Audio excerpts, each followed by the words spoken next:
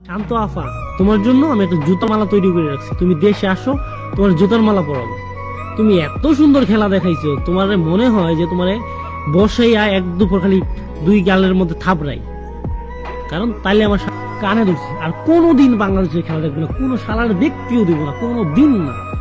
নির্লজ্জ, বেহায়া, বেপনা ছাড়াই গেছে আমরা বাঙালিরা। শান্তর মতো প্লেয়ার কোন যোগ্যতায় এতদিন খেলে টিমে? সে পুরো ম্যাচ খেলছে, এত বিশ্বকাপে যতগুলো ম্যাচ হয়েছে, একটা ম্যাচ আমাকে দেখাতে পারবেন যে শান্তর খেলা পারফরমেন্সে, মানে শান্তর ভরসায় আমরা ম্যাচটা জিতছি, শান্তর ফর্মে আমরা জিতছি, কিংবা লিটনের ফর্মে একটা ম্যাচ জিতছি? দেখাইতে পারবেন? একটাও না। শুধু কে? তাওহিদ হৃদয় আর মাহমুদুল্লাহ রিয়াদ আর রিশাদ। এই তিনটে প্লেয়ার, বাংলাদেশের এই তিনটে প্লেয়ার জন্য মনে হয় আমরা দুইটা ম্যাচ জিততে পারছি। না হলে বাকি যে প্লেয়ার গুলো আছে বলার ভাষাটাই নেই। কোন যোগ্যতায়? সৌম সরকার একদিনও ফর্ম আছে? লিটন দাস কোনো ফর্ম আছে?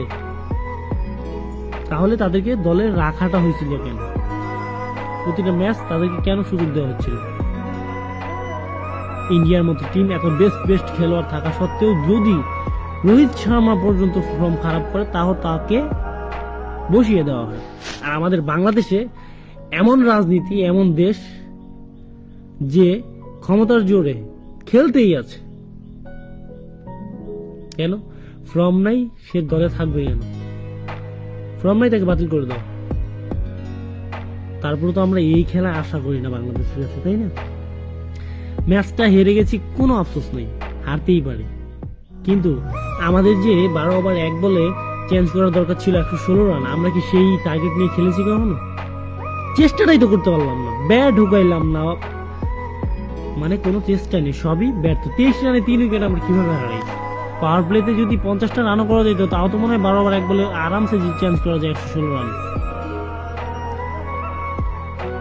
শেষ পর্যায়ে ম্যাচটা জিততেও পারলাম।